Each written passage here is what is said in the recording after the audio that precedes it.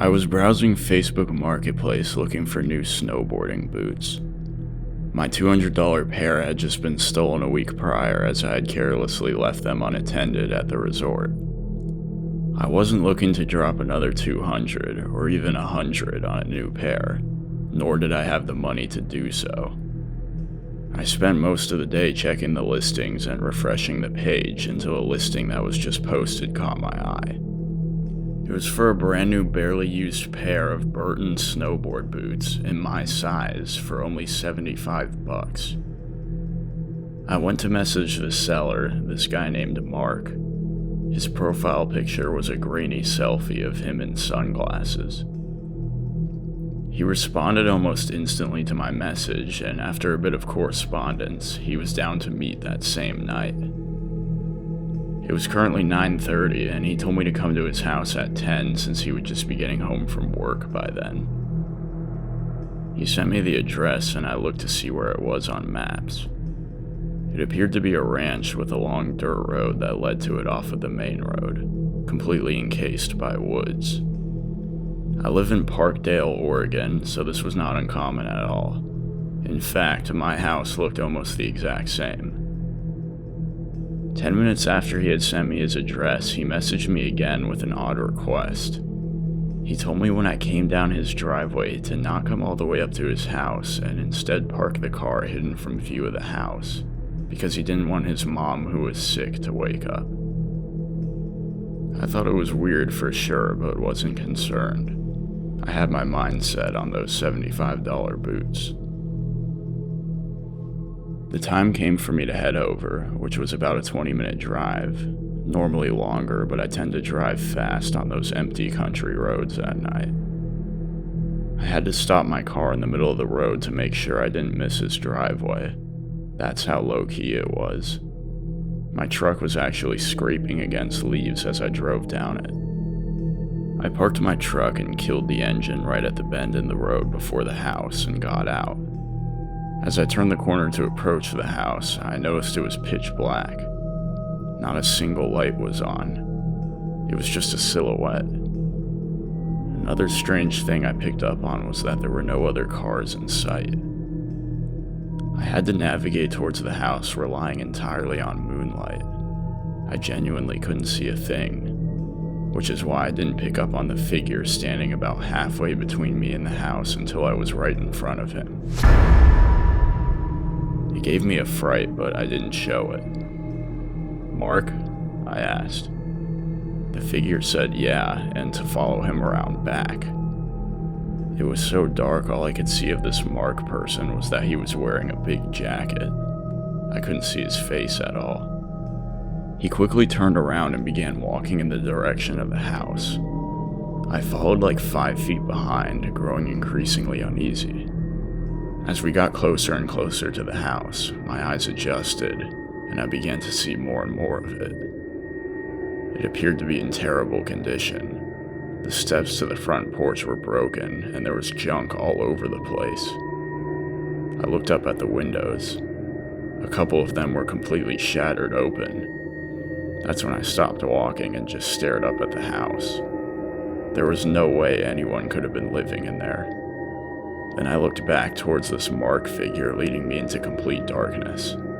He had stopped as well. And although, like I said, I couldn't see anything out there, I knew he was looking at me. I didn't even say anything. I just turned and ran for it. I knew for a fact he was chasing me. As I rounded the bend in the dirt road and approached my truck, I saw 2 men knelt down doing something to my tires. I yelled "hey" at them and they ran off into the woods. I threw myself in the driver's seat and started the engine, ready to floor it in reverse. As the headlights went on, I saw the group of men standing in the road in front of me.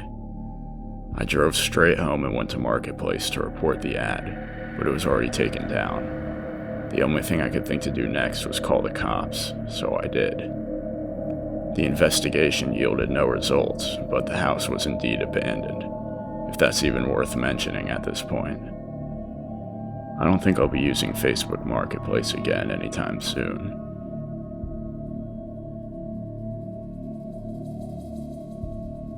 I was looking to make some quick spending money by selling some AirPod Pros 2nd gen I had found on the ground out in public. I had deep cleaned them and put them up on Facebook Marketplace for $100 and stated that the price was negotiable. I thought that was more than generous, but after waiting all day, I had only gotten one response. It was from a woman named Charlotte who offered to pay $100. She gave her cell number and we went back and forth. I responded to her request for a meeting somewhere halfway. She lived in a different county, over an hour away, so I didn't blame her. The only thing I didn't like was that she wanted to meet really late, like at a time it would surely be dark. I was annoyed by this considering I'd have to sneak out since my parents wouldn't want me meeting a stranger that late. I agreed in the end because she was offering to pay my original price and I just wanted the cash. That night, I climbed out of my window and went to my car down the street to go meet Charlotte in the parking lot of a Dunkin' Donuts. When I pulled up, red flags went off immediately as I saw the Dunkin' Donuts was closed and there was no one around. Why would she choose to meet at one that wasn't open 24 hours? I brushed it off though and pulled up right in front of the store and just sat in my car, texting her to ask where she was. She responded seconds later saying she was running a bit late and should be there within 10 minutes. I was pissed off but had to stick around. I wasn't ready to accept the fact that I'd driven out here for no reason. About a minute later, a car pulled into the lot and parked like 10 spots away from me. I looked over and saw a man get out of the driver's seat and just pace around. I directed my attention back to my phone as I was just playing a game, awaiting a follow-up text from Charlotte. I heard car doors shutting outside. For whatever reason, I decided to wait a couple more seconds before looking. Maybe because I was so engrossed in my game, but whatever the case, I looked up and saw a disturbing sight. There were 3 men making their way over to my car from the one that was 10 spots down. They walked right up to me, and I'd like to say at that moment I got the hell out of there, but I didn't. The man closest to the window signaled for me to roll it down. I opened it like an inch, wondering what these guys could possibly want. They looked like trouble. The man who signaled at me asked in this thick Hispanic accent what I was doing.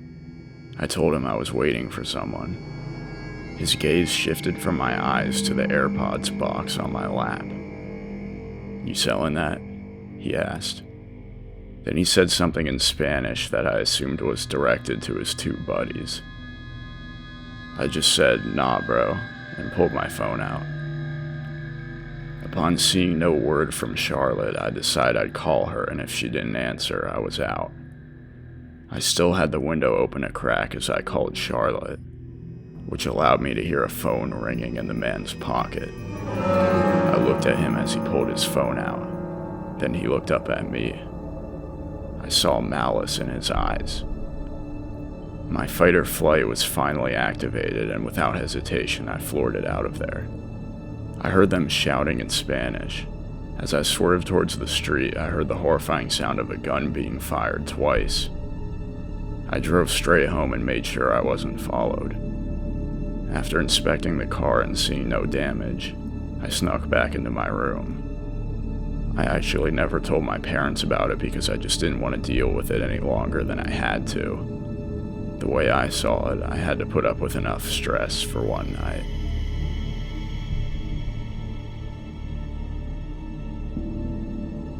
Believe it or not, I usually pride myself on recognizing sketchy situations, but this story is one I can't be so proud of.